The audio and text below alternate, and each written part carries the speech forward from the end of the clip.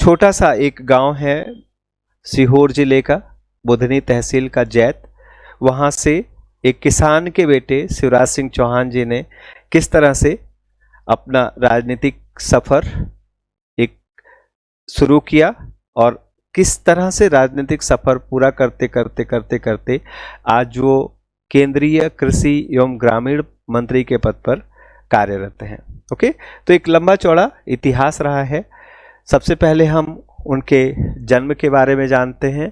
5 मार्च यानी 5 मार्च 1959 को, जैसा मैंने अभी उल्लेख किया, सीहोर जिले की बुधनी तहसील के जैत गांव में पिताजी प्रेम सिंह चौहान जी और माताजी आपके सुंदरबाई चौहान जी के घर में आपका जन्म हुआ। पढ़ाई लिखाई में शुरू से ही बहुत तेज थे और धार्मिक स्वभाव होने के कारण, धार्मिक इंटरेस्ट होने के कारण, रिलीजियस फील्ड में आपका बहुत ज़्यादा जुड़ाव होने के कारण, जो शिवराज जी खुद ही बताया करते हैं अक्सर कि मैं स्कूल बंक करके, उनके स्कूल के पास में कोई एक मंदिर था, उस मंदिर में कोई एक पुजारी जी रहते थे।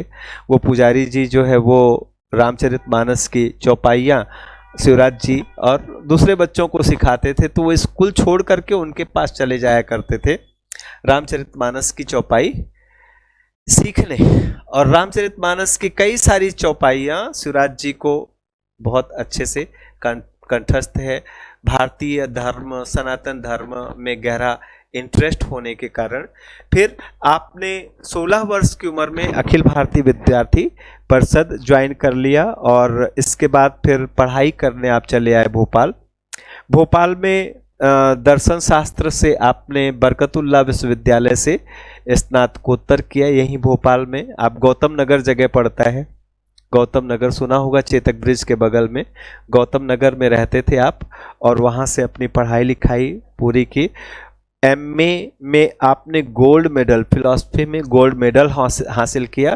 प्रारंभ से ही जनसंघ के प्रति आपका, सनातन के प्रति आपका झुकाव था, इसलिए जनसंघ के कार्यों में आप बढ़ चढ़कर हिस्सा लेने लगे। 1975 में जब आपात लगाया श्रीमती इंदिरा गांधी ने देश में, तो आपात में देश के जो जनसंघ से जुड़े हुए जो बड़े बड़े लीडर्स थे, बड़े बड़े लीडर्स के साथ शिवराज सिंह चौहान जी को भी अरेस्ट कर लिया गया और आप देश के उन युवा नेताओं में से, सबसे युवा नेताओं में से एक थे जो इतनी कम उम्र में जेल गए। जेल जाने का आपको फायदा भी मिला। जेल में आपका जो कांटेक्ट हुआ वो कई बड़े बड़े नेताओं से हुआ। जेल जाने का फायदा ये हुआ कि उनकी जो राजनीतिक दृष्टि थी, उनका जो विजन था, देश के लिए सेवा करने का उनका जो भाव था, उसको जनसंघ के नेताओं ने काफी करीब से पहचाना। उनकी अनुशासन प्रियता, उनमें नेतृत्व का गुण, इन सभी लक्षणों को जो जनसंघ के लीडर्स ने पहचाना और अत्यंत प्रभावित हुए। आपने पंडित दीनदयाल उपाध्याय जी का जो एकात्म मानववाद है और अंत्योदय दर्शन है, उससे आप अत्यंत प्रभावित थे और आपके विचारों में उनकी छाप हमेशा से ही देखने को मिलती है। 1977 में जब देश में इमरजेंसी हटाई गई, तो इसके बाद आप आरएसएस से जुड़ गए। आपातकाल हटने के तुरंत बाद विधानसभा के चुनाव हुए और शिवराज सिंह चौहान भारतीय जनसंघ के स्टार प्रचारक बन गए।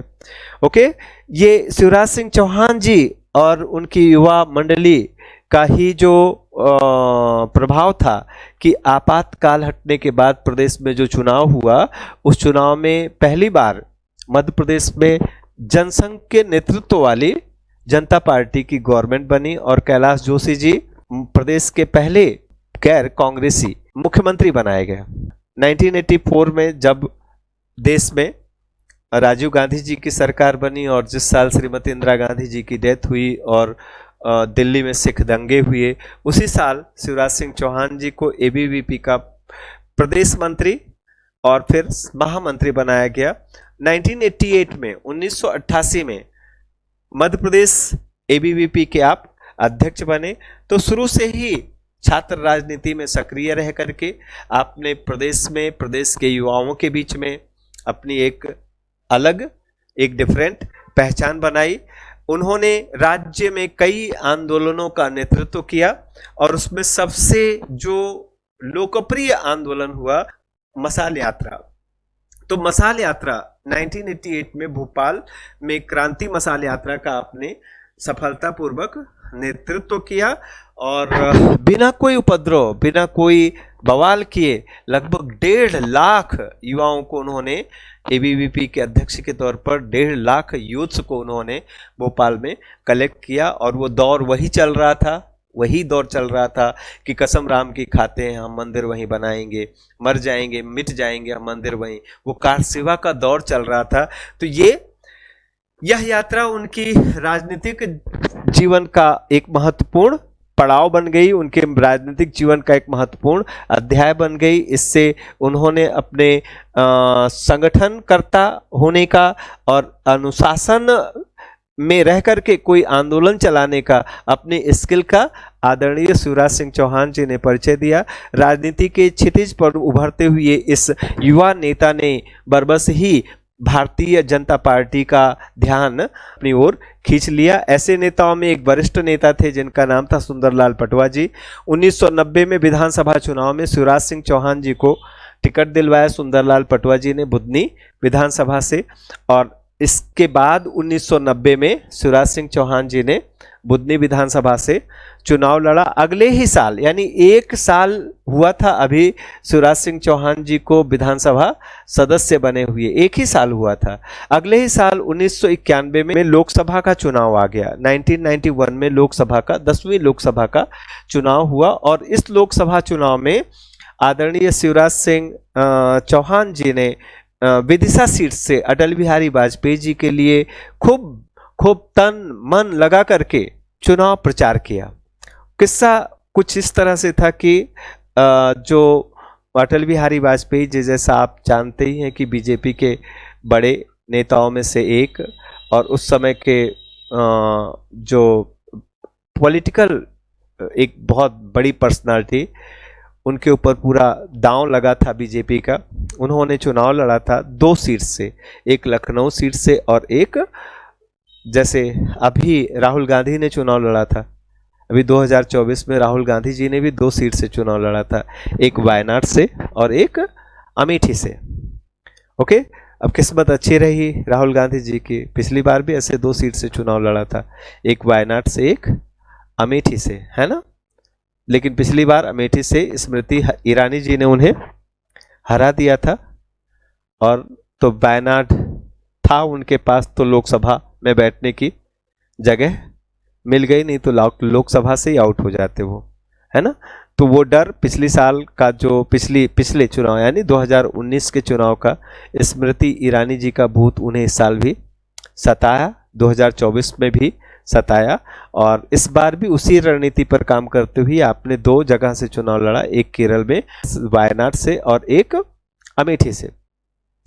संजोग अच्छा रहा कि इस बार दोनों जगह से चुनाव जीत गए, तो अभी उन्होंने डिसाइड किया कि वो वायनाड सीट से रिजाइन कर देंगे, तो वायनाड की सीट से उन्होंने रिजाइन कर दिया। वहां फिर से उपचुनाव, वायनाड की सीट से लोकसभा के लिए उपचुनाव होंगे और ऐसा कहा जा रहा है वहां उन्हें उनकी बहन प्रियंका गांधी जी को वहां से उम्मीदवार बनाया जाएगा और शायद वहां से वो जीत के भी आ जाए, तो भविष्य बताएगा कि किसकी हार किसकी जीत होती है। सेम उसी तर्ज पर अटल बिहारी वाजपेयी जी ने भी 2 सीट से चुनाव लड़ा था, एक सीट लखनऊ सीट, एक सीट विदिशा सीट। संजोग से लखनऊ सीट जो है वो अटल बिहारी वाजपेयी जी का खुद का क्षेत्र है, मतलब वहां उन्होंने एक लंबे समय से वहां से वो जुड़े रहे हैं लखनऊ से, तो अटल बिहारी वाजपेयी जी लखनऊ सीट से जीत गए, साथ ही साथ विदिशा सीट से भी चुनाव जीत गए। लेकिन विदिशा सीट से चुनाव जीतने में अटल बिहारी वाजपेयी जी का ऐसा मानना था कि मेरा कोई योगदान नहीं है, पूरा का पूरा श्रेय दिया जाता है शिवराज सिंह चौहान को।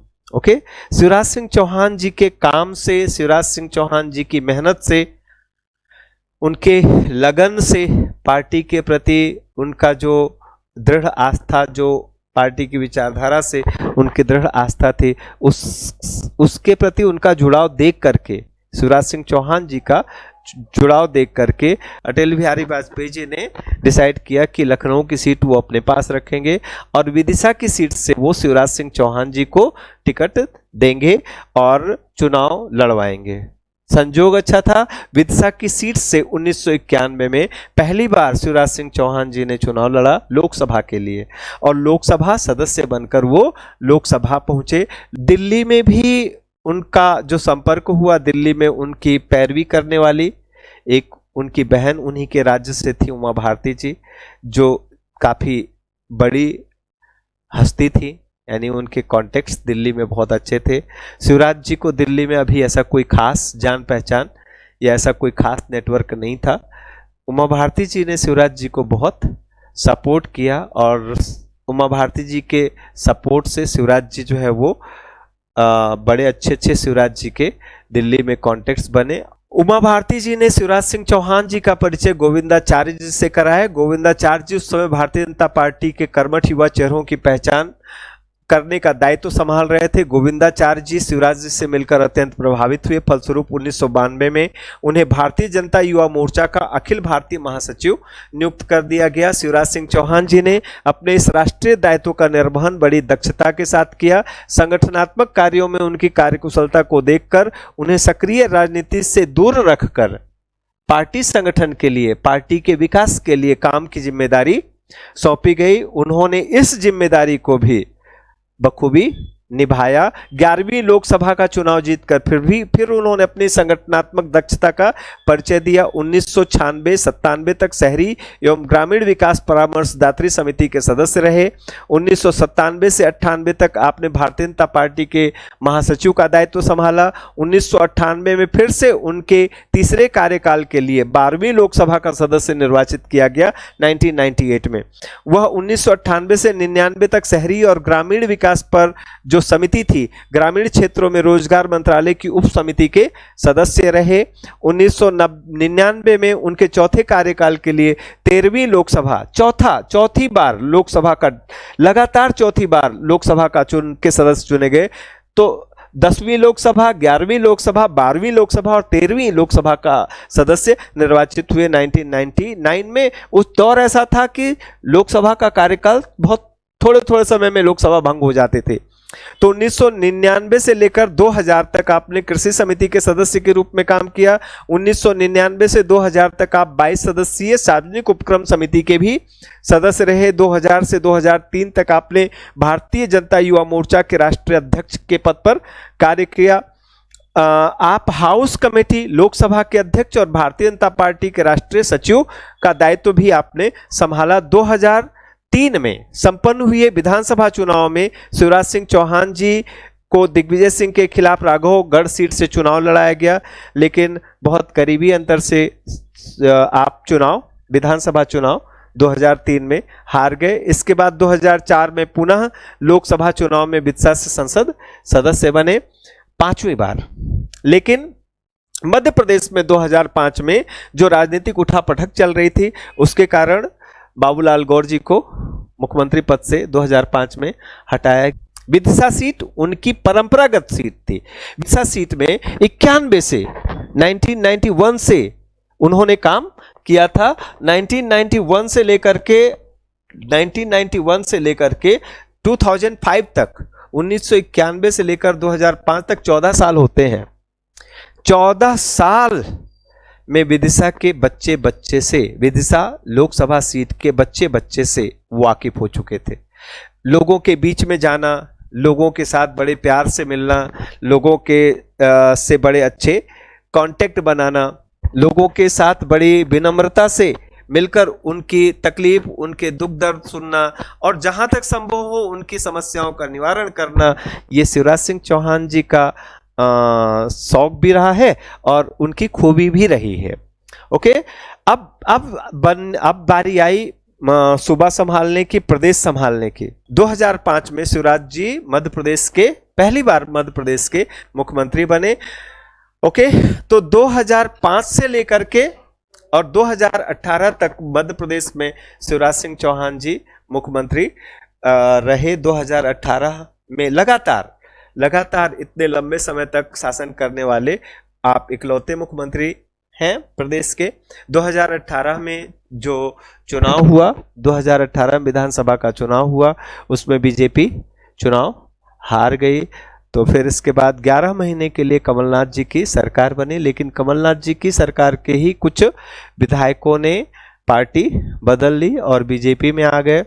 ओके, आदरणीय ज्योतिरादित्य सिंधिया के नेतृत्व में, और फिर इसके बाद बीजेपी की सरकार बनी और फिर से चौथी बार फिर से आदरणीय शिवराज सिंह चौहान जी ने बखूबी मुख्यमंत्री पद का कार्यभार संभाला।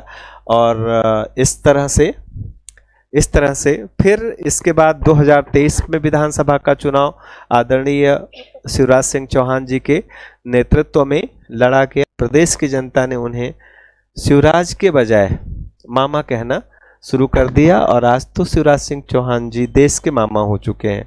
प्रदेश के मामा की बजाय आपकी पहचान देश के मामा के रूप में आपकी पहचान बन चुकी है। मामा मतलब जानते हो ना, तो मामा में 2 माँ है, माँ ओके। तो मामा में 2 माँ है, इसका मतलब होता है कि माँ अपने बच्चे का जितना केयर करती है उससे 2 गुना ज्यादा आदरणीय शिवराज सिंह चौहान जी ने प्रदेश की जनता का केयर किया, प्रदेश की जनता का ध्यान रखा। और आपके कार्यकाल में, आपके एक लंबे कार्यकाल में मध्य प्रदेश राज्य ने काफ़ी, लगभग 19 वर्ष का आपका मध्य प्रदेश में मुख्यमंत्री के तौर पर कार्यकाल रहा। अपने लंबे कार्यकाल में जो प्रदेश ने काफ़ी तरक्की की। आप मध्य प्रदेश राज्य को एक बीमारू राज्य की श्रेणी से निकाल करके प्रदेश के सबसे तेजी से विकास करने वाले राज्यों की श्रेणी में लेकर आए। आपके ही नेतृत्व में 2023 में विधानसभा का चुनाव हुआ और जिस चुनाव में बीजेपी ने भारी भरकम जीत हासिल की, लेकिन कुछ कारणों से मंत्री नहीं बनाया गया क्योंकि आपके लिए कोई दूसरी भूमिका सोच कर रखी गई थी। और हमारे मध्य प्रदेश के नेक्स्ट मुख्यमंत्री बने मोहन यादव जी बेसिकली उज्जैन से ताल्लुक़ रखते हैं, उज्जैन से जुड़े हुए हैं। और अभी फिर 2024 में लोकसभा का चुनाव हुआ तो आदरणीय शिवराज सिंह चौहान जी को फिर से विदिशा संसदीय क्षेत्र से एक बार फिर से टिकट दिया गया और छठवीं बार शिवराज सिंह चौहान जी लोकसभा के सदस्य बने। और एट प्रेजेंट शिवराज जी कृषि एवं ग्रामीण विकास मंत्रालय के एक कद्दावर नेता हैं, बड़े नेता हैं। प्रदेश के ही नहीं बल्कि देश के बड़े नेताओं में आपकी एक अच्छी छवि वाले नेताओं के रूप में आपकी एक अच्छी पहचान है।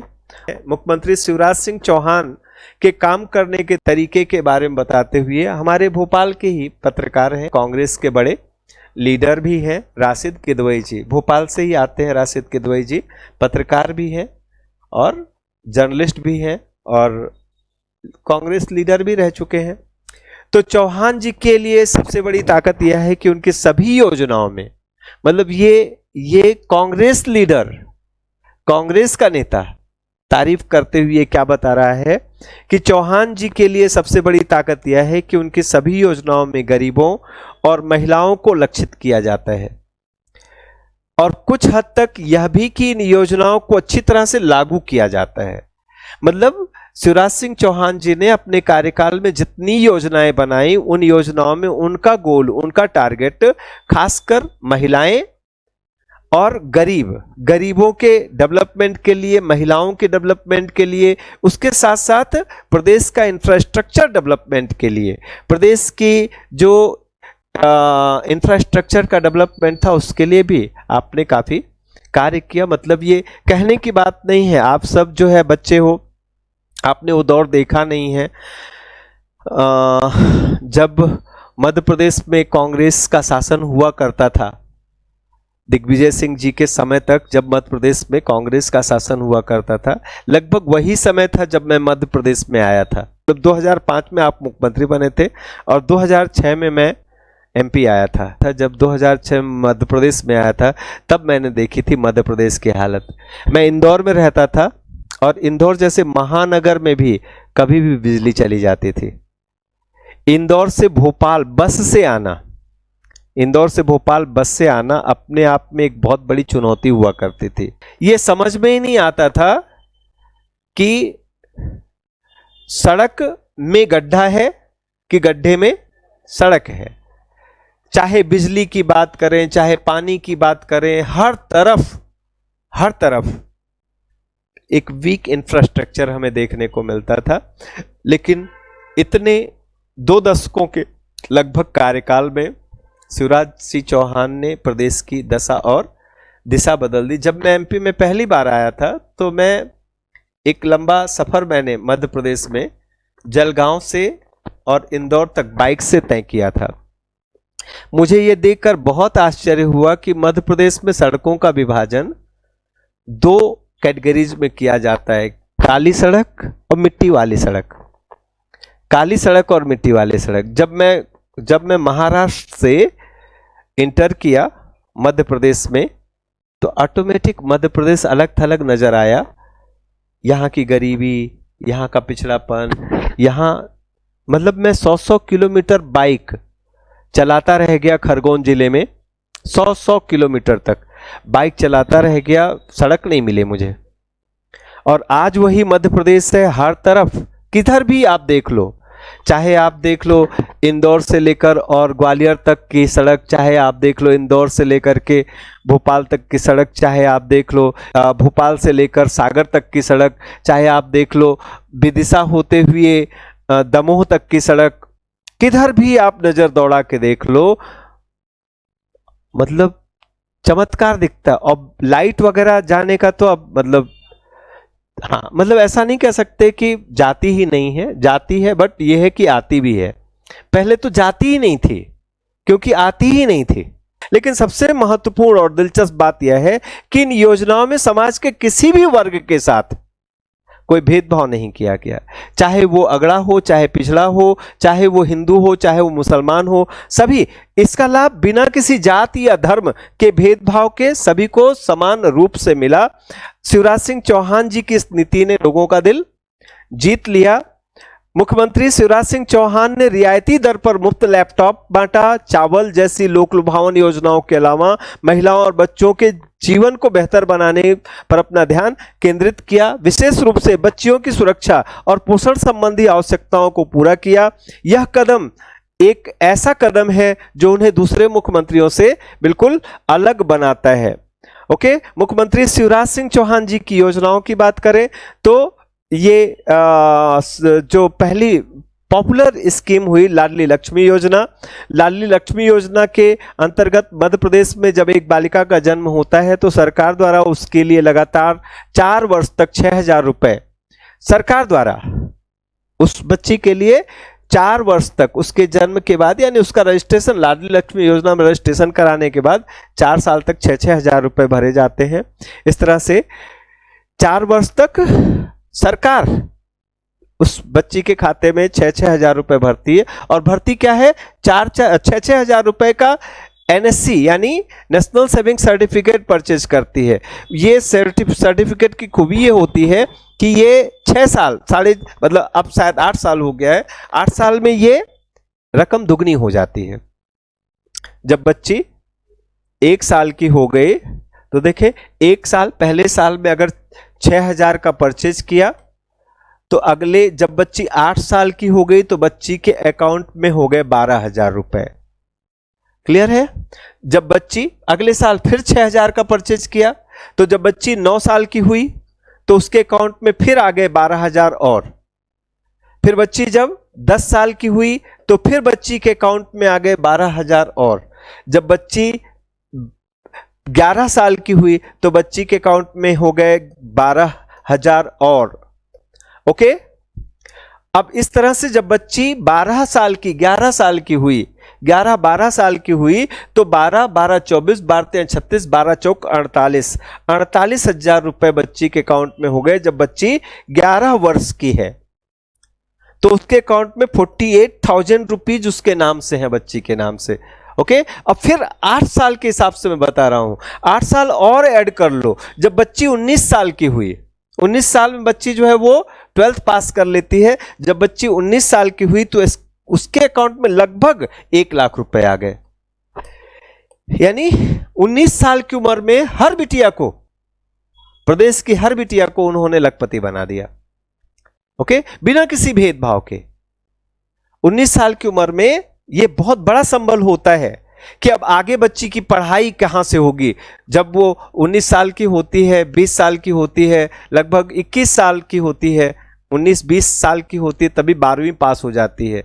तो ये बहुत मल्टीफोल्डेड इंपैक्ट थे इस स्कीम के, कि जो एक तो सबसे बड़ी बात कि बेटी पैदा करना अब मध्य प्रदेश के लोगों के लिए अभिशाप नहीं है। बेटी पैदा करते ही उस बेटी के, जब वो बच्ची 18-19 साल की होगी तो 18-19 साल की बच्ची के अकाउंट में 1 लाख रुपए होंगे, जो कहीं ना कहीं उसके माँ बाप को भी एक सपोर्ट प्रोवाइड करेंगे। तो अब बच्ची अपने माँ बाप पर बोझ नहीं रह गई। ओके, अब आगे पढ़ाई लिखाई का उसका खर्चा, पढ़ाई लिखाई का खर्चा इस 1 लाख रुपए से किया जा सकता है, उसे कहीं बाहर। तो देखिए, एक तो बच्ची अभिशाप नहीं, लाडली बच्ची हो गई, प्यारी बच्ची हो गई, अपने माँ बाप की लखपति बच्ची हो गई। दूसरे, बच्ची की शिक्षा, बिटिया की शिक्षा के लिए अब माँ बाप को चिंता नहीं करनी है। तो इस तरह से 4 साल तक ये, जब बालिका कक्षा 6 में पहुंचती है, 6 का मतलब 12 साल की होती है, तो परिवार को सरकार द्वारा 2,000 रुपए प्रदान किए जाते हैं। जब बालिका 8वीं पहुंचती है तो परिवार को 4,000 रुपए प्रदान किए जाते हैं। जब बालिका 10वीं पास कर देती है तो सरकार उसे 7,500 रुपया देती है। और 11-12 पास करने के बाद बच्ची को 200 रुपये प्रतिमाह दिया जाता है 12वीं पास करने के बाद, कि भाई अब वो कहीं बाहर जाकर के पढ़ाई लिखाई कर सके। जब बालिका 18 साल की पूर्ण होकर लेती है तो माता पिता उस प्रमाण पत्र को भुगतान करने के लिए स्वतंत्र हैं। यदि बालिका 21 वर्ष की आयु पर प्रमाण पत्र का भुगतान भुनाती है, मतलब उसको कैश करवाती है, तो बालिका के परिवार को 1,18,000 रुपए मिलते हैं। ओके, 1,18,000। इस योजना का मुख्य उद्देश्य बालिकाओं को आर्थिक रूप से सक्षम बनाना, कन्या भ्रूण हत्या पर रोक लगाकर राज्य में लिंगानुपात सुधारना और बाल विवाह को हतोत्साहित करना, और यह सुनिश्चित करना कि लड़कियां स्कूल जाएंगी। हालांकि इसका एक पहलू यह भी है कि इस योजना का लाभ केवल उन माता पिता को मिलता है जो अपना परिवार केवल 2 बच्चों तक सीमित रखते हैं। यह भी एक बहुत बड़ी खूबी है कि अगर आपके 3 बच्चे हैं तो योजना का लाभ नहीं मिलेगा। तो इस तरह से परिवार नियोजन में भी यह योजना बहुत, मतलब छोटा परिवार, सुखी परिवार बनाने में भी ये योजना ने एक महत्वपूर्ण भूमिका निभाई। इसके बाद कन्यादान योजना। अब ये आ गया कि भाई बच्ची ने पढ़ाई लिखाई तो कर ली अपने 1 लाख रुपए से, अब उसकी शादी की बात आई तो विवाह कैसे होगा। तो आदरणीय शिवराज सिंह चौहान जी ने ये मुख्यमंत्री कन्यादान योजना शुरू की, जिसके अंतर्गत मध्य प्रदेश सरकार प्रत्येक गरीब परिवार की बालिका को विवाह के समय 7,500 रुपए प्रदान करती थी, पहले करती थी। अभी ये रकम बढ़कर 55,000 हो गई है। तो 55,000 रुपए प्रदान करती, जिससे बच्चियां अपने माँ बाप के ऊपर बोझ। जननी सुरक्षा योजना के तहत मात्र मृत्यु दर पर अंकुश लगाने की योजना आरंभ की गई। इस योजना में संस्थागत प्रसव को बढ़ावा दिया गया। ओके, इसके अतिरिक्त गर्भवती और स्तनपान करने वाली माताओं और शिशुओं की देखभाल के लिए आंगनबाड़ी केंद्रों में मंगल दिवस कार्यक्रमों का आयोजन किया गया। किसका मंगल दिवस कार्यक्रम? आंगनबाड़ी में हर मंगलवार को, प्रत्येक माह में 4 मंगलवार होते हैं, हर मंगलवार को अलग अलग कार्यक्रम आयोजित किए जाते हैं। किसी मंगलवार को गोद भराई का कार्यक्रम होता है। तो आंगनबाड़ी मतलब एक ग्राम पंचायत स्तर पर काम करते, तो ग्राम पंचायत में जितनी भी प्रेग्नेंट लेडीज हैं, जितनी भी गर्भवती महिलाएं हैं, उनकी गोद भराई का कार्यक्रम आंगनबाड़ी की तरफ से मध्य प्रदेश सरकार करती है। ये सब आदरणीय शिवराज सिंह चौहान जी के मस्तिष्क की, इनके दूरगामी सोच के उपज थे। गोद भराई का मकसद क्या है? गोद भराई का मकसद सिर्फ इतना नहीं है ना कि जितनी गर्भवती महिलाएं हैं ग्राम पंचायत, मान लीजिए 3 महिलाएं ऐसी रजिस्टर्ड हुई कि भाई उनकी गोद भराई का कार्यक्रम होगा, तो इससे सबसे बड़ा फायदा क्या हो रहा है कि सरकार की नजर में आ गई वो 3 महिलाएं कि वो प्रेग्नेंट है। अब सरकार उनके स्वास्थ्य पर, उनके नियमित चेकअप पर जब तक उनका प्रसव नहीं हो जाता, यानी जब तक बच्चे का जन्म नहीं हो जाता, तब तक वो ऑब्जर्वेशन में, सरकार की यानी जो भी हेल्थ यूनिट होती है उसके ऑब्जर्वेशन में रहेंगी। कितनी बड़ी सोच है। इसके बाद जन्म दिवस, जन्म दिवस बच्चे के पैदा होने के बाद जन्म दिवस मनाया जाएगा। तो एक माह में जितने भी बच्चे पैदा हुए हैं सबका आंगनबाड़ी में बुला करके जन्म दिवस, उनका बर्थडे मनाया जाएगा। कितनी बड़ी योजना है। इससे बच्चों का बर्थडे भी मनाया जाएगा, परिवार भी खुश होगा, ओके, दूसरे लोग भी आएंगे। साथ साथ बच्चे का वेट मेजरमेंट भी किया जाएगा। ये भी रिकॉर्ड में आ जाएगा कि लड़का है कि लड़की। उसके खान पान के लिए माँ को बच्चा बड़ा हो रहा है, माँ का दूध पीता है, तो बच्चा हेल्दी हो, इसके लिए माँ को आर्थिक सहायता दी जाएगी कि वो अच्छा खा पी सके। इसीलिए शिवराज जी को माँ कहा जाता है। ओके, तो फिर इसके बाद अगला जो मंगलवार होता है, अगले मंगलवार को फिर बालिकाओं, जो बच्चियां होती हैं थोड़ी बड़ी उम्र की हो जाती है, 11, 12, 13, 14 साल की हो जाती है, उन बच्चियों के लिए मंगल दिवस का आयोजन कराया जाता है। उसमें वो मेहंदी लगाने की प्रतियोगिता होती है, उसमें रंगोली बनाने की प्रतियोगिता होती है। ओके, तो इस तरह से हर मंगलवार को कुछ ना कुछ प्रदेश सरकार द्वारा आंगनबाड़ी केंद्र में किया जाता है। मुख्यमंत्री इसके अलावा शिवराज सिंह चौहान जी के नेतृत्व में ही मध्य प्रदेश के समस्त जो नगरीय निकाय और पंचायत जितने भी पंचायती राज संस्थान हैं, उनमें महिलाओं के लिए, जैसे संविधान में केवल 1/3 सीट रिजर्व करने का उल्लेख किया गया है, लेकिन मध्य प्रदेश सरकार ने इसको 50% कर दिया। यानी आज की डेट में मध्य प्रदेश की महिलाएं राजनीति में भी, जो स्थानीय राजनीति होती है, स्थानीय राजनीति में भी महत्वपूर्ण भूमिका निभा रही हैं। इस तरह से उन्होंने विमेन एम्पावरमेंट के लिए एक महत्वपूर्ण कार्य किया। मुख्यमंत्री शिवराज सिंह चौहान जी के नेतृत्व में इंदौर और भोपाल को स्वच्छ भारत अभियान के तहत सबसे स्वच्छ शहर का पुरस्कार मिल चुका है, और इंदौर ने तो इसमें अपना रिकॉर्ड बनाया है। अब इंदौर को स्वच्छ नगरी के दर्जे से हटा पाना किसी भी शहर के लिए नामुमकिन ही नहीं, मतलब हटा पाना मुश्किल ही नहीं, नामुमकिन है। ओके, तो शिवराज सिंह चौहान जी ने नर्मदा नदी के किनारे बड़ी संख्या में वृक्षारोपण का कार्यक्रम भी करवाया, और प्रदेश की जीवन रेखा मानी जाने वाली नर्मदा नदी के संरक्षण के लिए नमामि देवी नर्मदे यात्रा भी आरंभ की। उनके नेतृत्व में राज्य विद्युत उत्पादन के क्षेत्र में आत्मनिर्भर हो गया। गैर कृषि उपभोक्ताओं को 24 घंटे और कृषि उपभोक्ताओं को 10 घंटे के लिए निर्बाध विद्युत आपूर्ति सुनिश्चित की जा सकी है।